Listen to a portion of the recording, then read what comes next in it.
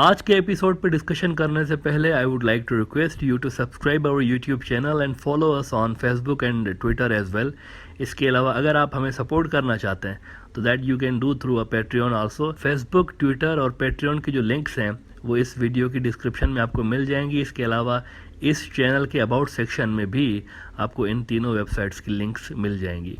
मित्रों, कभी कभी ब्रॉडर व्यू में मुझे उन टॉपिक्स पर बात करनी पड़ जाती है मॉडर्न वॉरफेयर के हवाले से जिनको समझा पाना इतना आसान नहीं होता। ये थोड़े से मुश्किल टॉपिक्स हैं, लेकिन फिर भी मैं कोशिश कर रहा होता हूँ कि जितना आसान भाषा में समझा सकूँ समझा दूँ यहाँ पे। ऐसा ही एक अकल को दंग करने वाला इवेंट हुआ है जिसके बारे में आज मैं बात करूँगा।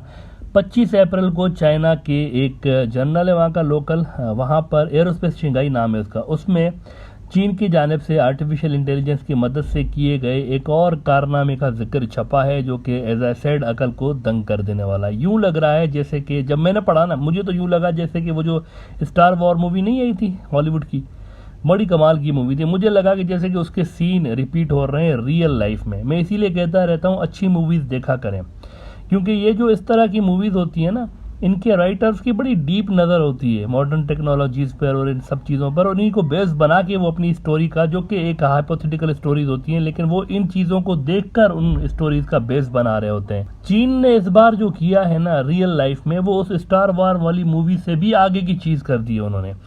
I have been saying this since 2 years now that the real war domain where China will engage its enemies is artificial intelligence। ये उनका पावरफुल तरीन एक यूं समझे कि इसके ऊपर ग्रिप है उनकी, और इसी पे वो अपने दुश्मनों को घेरेंगे। यहाँ पर आर्टिफिशियल इंटेलिजेंस के डोमेन में वो दुनिया से आगे जा चुके हैं, उनकी स्पीड बहुत ज़्यादा तेज़ है। इसके अंदर हर रोज़ नए नए कारनामे उनकी तरफ से सुनने को आ रहे होते हैं। इस बार हुआ ये है कि स्पेस बैटल के हवाले से, यानी स्पेस के अंदर स्पेस फोर्स भी बनी हुई है, अमेरिका की बनी हुई है, चाइनीज़ की बनी हुई है। ये नया डोमेन है जो कि मुख्तलिफ मुल्क इस तरह की फोर्स बना रहे हैं, स्पेस की फोर्स। इसमें बाकायदा फौजी भी भर्ती किए जाते हैं, इसके अंदर रोबोट्स भर्ती किए जाते हैं। स्पेस बैटल के हवाले से चीन के साइंसदानों ने एक एक्सपेरिमेंट किया है। उन्होंने उस एक्सपेरिमेंट में क्या किया है ये ज़रा गौर से सुनिएगा, आप थोड़ा सा कंसंट्रेट करेंगे तभी इसको समझ पाएंगे। उन्होंने एक हाई वैल्यू सैटेलाइट के पीछे, अब ये सैटेलाइट भी हो सकती है, रॉकेट भी हो सकता है, कुछ भी, स्पेस स्टेशन भी हो सकती है, कुछ भी हो सकता है, लेकिन इस एक्सपेरिमेंट में उन्होंने हाई वैल्यू सैटेलाइट को चूज़ किया।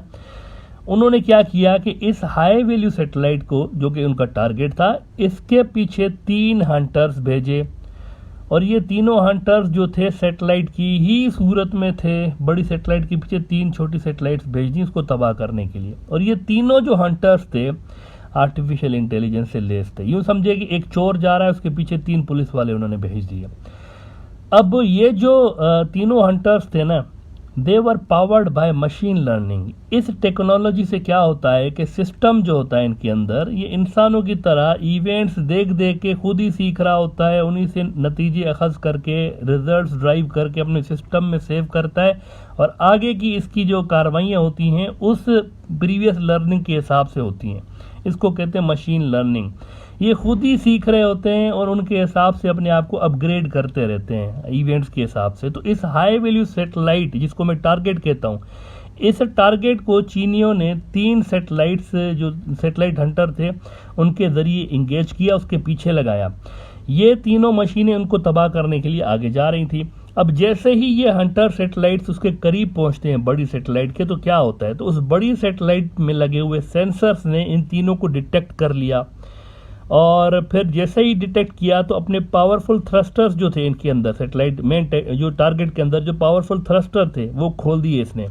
और थ्रस्टर ये होता है कि असल में इंजन ही होता है थ्रस्टर, जो कि फ्लाइट पाथ को चेंज करने के लिए यूज़ किया जाता है। यानी कि सीधा जा रही है, सेंसर्स ने देखा पीछे से 3 मेरे जो है ना गुंडे आ रहे हैं, अब उसने उनको सेंस किया, उसने थ्रस्टर खोले और अपना जो रूट था वो चेंज करने लगा मेन सैटेलाइट।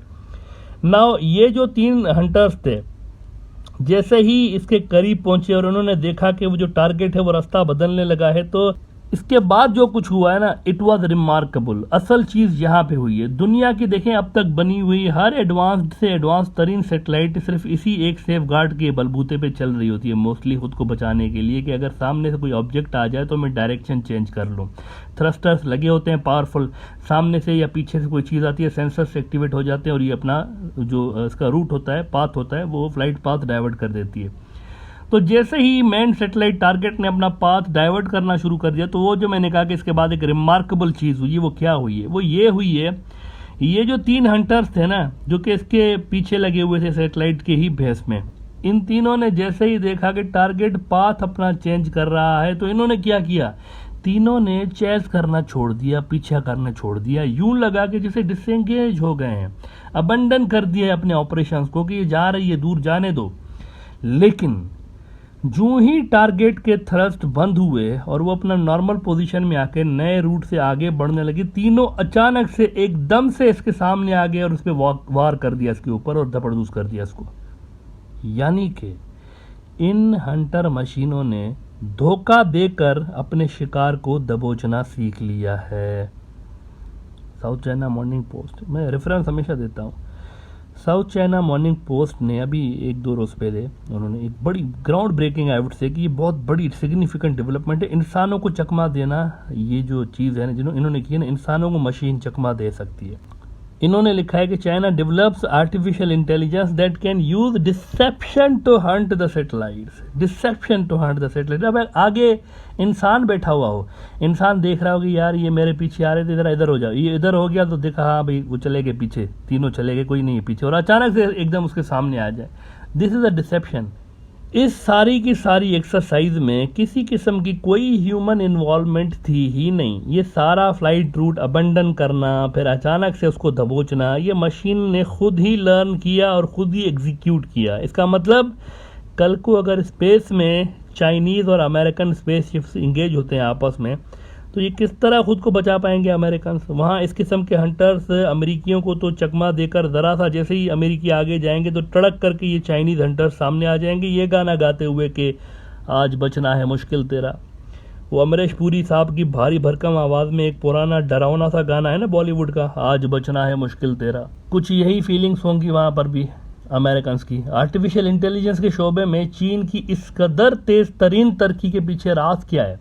अमेरिकन से वो आगे क्यों जा रहे हैं? राज ये है कि चाइना के अंदर सिविल मिलिट्री फ्यूजन है, अमेरिका के अंदर नहीं है।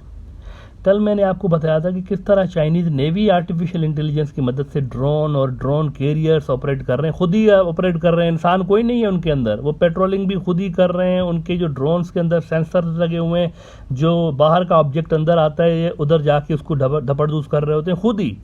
इसी तरह इनके रॉकेट फोर्स है, इनके 5 बड़े फोर्सेस हैं इनकी। रॉकेट फोर्स भी इनकी जो है, इसके अलावा स्पेस फोर्स है, इनकी आर्मी है, फिर इनकी एयर फोर्स है। ये सारी की सारी जो फोर्सेस हैं आर्टिफिशियल इंटेलिजेंस पे अपनी मशीनों को मुंतकिल कर रही हैं, अपने इनके जो मिलिट्री ऑपरेशन है आर्टिफिशियल इंटेलिजेंस पर मुंतकिल कर रहे हैं पहले ही। फ्यूचर की जंगों में टैंक्स और मिसाइल और ये जो ठुक-ठुकियाँ होती हैं भाई, AK-47 है तो फलां ढिमकाना, ये वो फलां बहुत ही ज़बरदस्त किस्म की गन, ये मैटर नहीं करेंगी। ये जो जंगें होंगी ये लड़ी जाएंगी आर्टिफिशियल इंटेलिजेंस से। गुज़िश्ता साल जो अमेरिकन डिफेंस डिपार्टमेंट की सालाना रिपोर्ट आई है चाइनीज़ मिलिट्री पावर के हवाले से, उसमें आर्टिफिशियल इंटेलिजेंस का जिक्र 20 मरतबा था। ये मैं आपको याद दिला दूँ, 20 मरतबा उन्होंने अपनी एनुअल रिपोर्ट में जिक्र किया है आर्टिफिशियल इंटेलिजेंस का। चाइना के लिए जब उन्होंने कहा है कि चाइना क्या क्या कर रहा है, उसमें उन्होंने कहा था कि China is investing heavily on intelligentized warfare. They are making weapons and military operations networked and independent with minimum or no human involvement। और वो कह रहे हैं इसके अंदर कि this will change the future of warfare faster than expected. अगले 3 से 4 साल के अंदर अंदर दुनिया में जंगों की शक्ल ही बदल चुकी होगी, ख़ास तौर पर ये जो आलमी ताकतें हैं इनके बीच।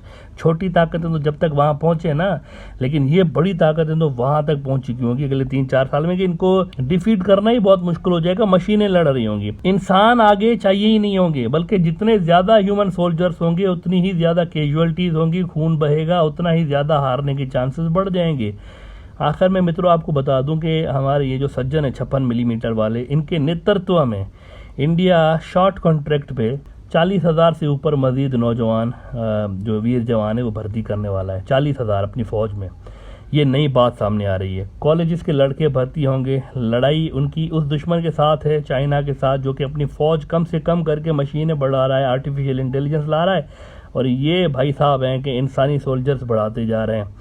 कम से कम नुकसान में चाइना इंडिया के ख़िलाफ़ अपनी मिलिट्री अहदाफ हासिल कर लेगा। ये सारी डेवलपमेंट्स इसी की तरफ इशारा कर रही हैं।